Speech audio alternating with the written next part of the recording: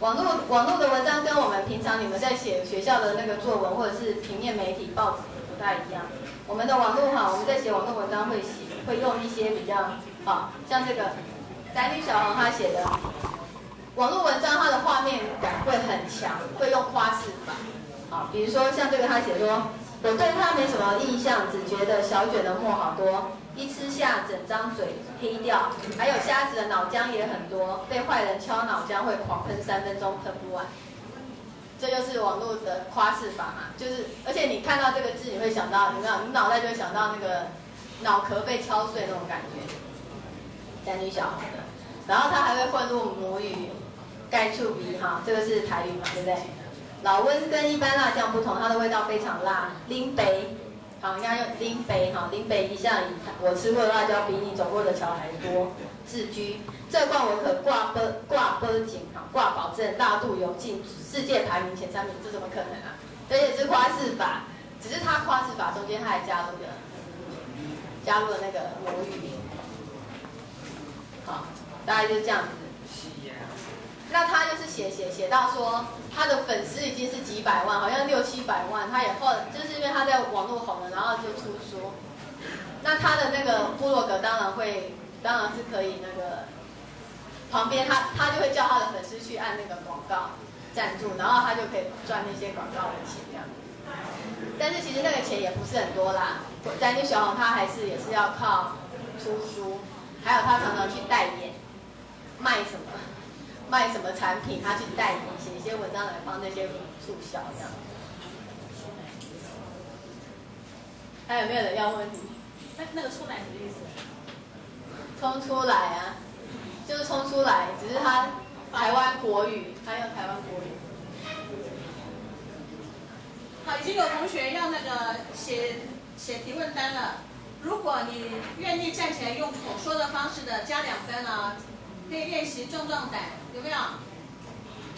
来，欢迎同学问啊。后面公社的，你们在下面窃窃私语啊，要不要公开讲出来？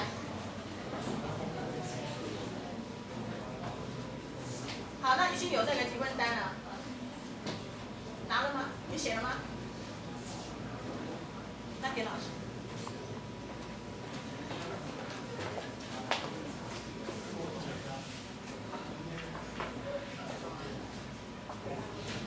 思考自己为何而写，我认为有时候是为了课业，但是有时候是因为当下有某种感触而写。请问陈老师是为了什么而写呢？对啊，其实为了课业，我们也是啊，我们也会啊，就是有时候报社来邀稿，他就丢给你一个题目，然后那个题目其实像那种报社来邀稿题目都不好写，像我可能我最近要写那个什么，最近有2部电影很有名，一个是《哈利波特》。对不对？哈利波特已经开始演了嘛？还有一个是那个纳尼亚故事。那我大概写这2个影评这样子。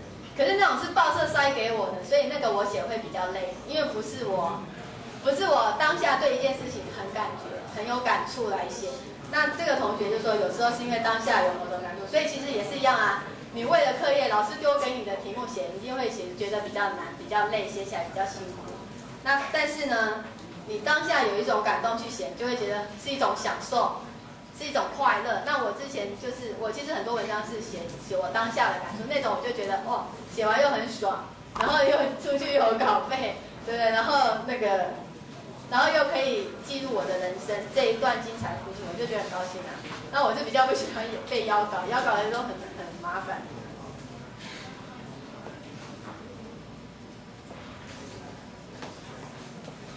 要靠部落格赚钱，要写哪方面比较吸引人？你如果是为了要吸引人写的话，你要这样子会比较难，因为你其实是为了钱，为了吸引人去写比较难。你应该先问自己，你是哪一种人？好，比如说我有一个朋友，他很胖哦，他的绰号叫黑熊哦，他大概有150公斤吧。那他很爱吃 hamburger， 他超爱吃汉堡的。他的部落格他就是全台湾每一家的那个 hamburger 汉堡，他就一家一家吃，然后他就写评论。所以你要知道汉堡你就去他的部落格，因为他就是那种人。如果你叫他为了吸引人，他特别去写一个不是他的东西，他会写得很痛苦。所以就是你应该是问说，要靠部落格赚钱，要写哪方面比较钱？你应该看自己是什么样的人，你就去做那件事，然后把它做得很有趣。也许是吃东西那也许是收集什么，像我可能会很想收集全台湾的十字架，每个教会十字架去拍张照片给它弄回来。我觉得那个部落格应该蛮多人看的，就是要特色，要有那个特色啦。那你就看看你自己是什么人，你自己喜欢什么东西，那你就去收集那东西，然后把它用部落格整理呈现出来。请问写诗也可以和写文章用一样的方法吗？其实写诗是更在乎那个当下的心境。你一定那个感触非常的比如说像失恋，有没有？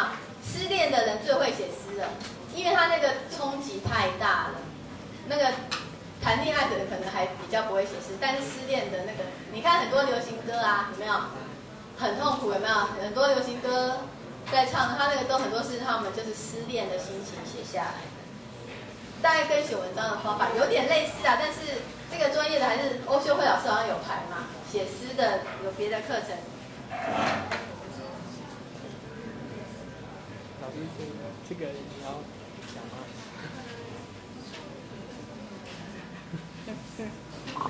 我要讲一下。如何跟学伴变男女朋友？如何跟不认识的女生要电话？为情所困的人上。他没有写他的学号，这就没有分数了。这个当然跟我们写作班没有什么关系可是你可以上我的网站，也许你可以找得到，因为我写的婚姻交友文章，我大概写的50-60篇这样子。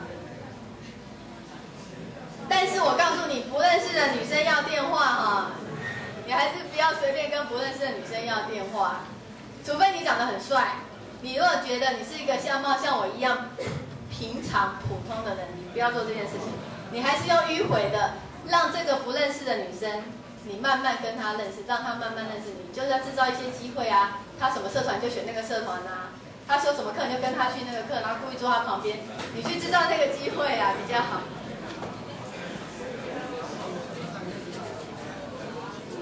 我们是从生活中找设计，公社系的那老师是从哪里找灵感？我刚刚才跟欧秀慧老师说，因为我是都市计划系，其实在我们成大，我们都是同一个设计学院，我们都常常会被那个赶那个什么实习很多作品呢，然后熬夜熬了2-3天不睡觉这样子。那找灵感呢，就是其实也是在生活中，你尽量去培养你的那个敏锐度你这个东西要 touch 到你自己就会做出来。你就会，我是蛮重视实用性的，因为像以前我就是会觉得说，为什么电脑？公社系的同学，请你们听一下，因为你们以后都是会设计电脑的。我以前就觉得很奇怪，10几年前为什么电脑全部都是黑色的？然后我就觉得很奇怪，为什么没有人设计白色的、粉红色的电脑给我使用？你们到现在这几年才有嘛有白色系列的粉红色的，可是也很奇怪你看 iPhone 你们知道吧？iPhone 就是黑色的然后他说白色的明年才会出来，而且还贵5000块，明明就是一个黑的一个白的，然后可以喷那个铁热斯喷一喷，他就给你多收5000块，我就觉得很奇怪。那我就觉得说这方面应该是公社系的同学就是你们是在设计电脑、设计产品，都可以设计一些比较实用性的，比如说考虑到我们女生的需要像粉红色白色。刚刚提到婚前性行为好吗？该读婚一遍。我要告诉你们，婚前性行为一点都不好，因为这个也是有实验显示就是也是有调查显示只要男生跟这个女生发生了婚前性行为，然后呢，这个男生他就会对这个女生开始没兴趣了，就是到手了，就是会渐渐就会没兴趣的，然后这女生最后就是会被甩这样子。所以女生你们要自己注意，不要跟男生发生婚前性行为，你们一定要拖到那个结婚的时候，就是婚内性行为这样子。那当然这个课题蛮大的，也是一样，上我的网站看一下写不出文章的时候该怎么办？好，写不后呢，我的方法就是去找人家聊天。好，比如说像我可能被派到我要写 SaaS， 对不对？那我可能对这个东西我根本不知道什么是 SaaS， 或者是我对它的了解很肤浅，就是一般报章媒体的那个 SaaS 的了解程度。那所以我可以怎么样？我就去找医生啊，我有一些医生朋友啊，我可以问他们对 SaaS 的看法，他们会告诉我一些报章媒体上没有的东西。所以你这个课题一个题目出来，你可能不会写，找不出来，你不知道怎么写，可以跟人家讨论。跟人家讨论的过程中会激荡你的脑力，但你不是只写他讲的，他跟你谈话过程中，你也会想出自己的一些想法，你就把它综合起来，这就是万一写不出来。哪里的稿费比较高？就是三大报，就是那个四大报苹果，就是这就是你就直接看那个排名嘛，大概在前几名的那个稿费就是最高。那你说什么青年战士报啊、民众日报啊这种，应该没听过，对不对？它的口费就比较低啊，因为它的订户量没那么大，所以你要投到的就是自由时报、联合报、啊苹果日报这四大报的稿费就最高。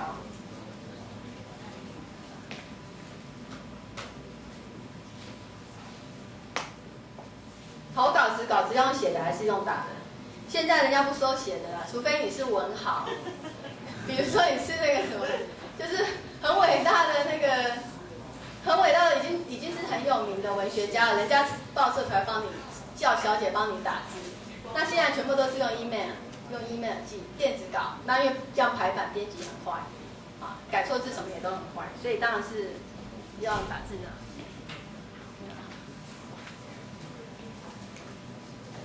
同学们问的问题也都很实际哈。好。我们时间差不多了，我们好像越到后面，大家越那个兴致越来了哈。好，我现在做一点总结哈，各位同学，公社的和生资的，我们这堂课的副标题是什么？有谁可以说得出来？语文与应用一个 dash， 然后呢，情意的感知与表达，有没有注意看？有没有注意看我们的教学网站上就有这个标题啊？所以呢，我们今天陈老师特别跟我们讲到，你要写你自己有感而发的东西，那个才是真实的，而不是写理论的东西。这也是我这门课的一个主轴。希望同学呢是借着你在生命中的真正的感动，然后有感而发写出来，那个东西才会感动别人啊。那为了这个呢，我们今天的作业是听演讲的心得。到网站上去回复。那今天手上的这个学习单呢，现在先不交啊。那你下个礼拜如果有交的有加分，每一题都有写的话就有加分。你也可以不交，没关系，因为我们有点名。如果你觉得我实在是没有写作的经验，写不出什么东西来的话，你学习单可交可不交，有交的内容很扎实的，内容很真实的老师会加分，就是这样子啊。那今天呢还没有签到的同学，赶快找那个2本签到簿啊。还有呢，下个礼拜我们是要写家书啊。那这个家书呢，也跟生命的感动是有关的。你要写给爸爸也可以，写给妈妈也可以，写给阿嬷也可以。你可以自己先心里头去酝酿一下啊，不要等到下礼拜熊要你写的话，你又说没什么感动。这个礼拜呢，就去揣摩一下你为何而写，然后呢，你想写给谁？好，所以我们这个课程呢都是有连贯的，都是有接续的。好，今天陈老师跟我们讲的是，你要尽量去在生活中去体会，去感受，这样子写出来的东西呢才是真实的，而且呢也才有这个言人所未言有那种创意。好，我们今天上到这里，来我们再用热烈的掌声，谢谢从台南来的陈老师。好，同样的，有想要到前面来跟陈老师合照的，欢迎同学到前面来。有没有这个？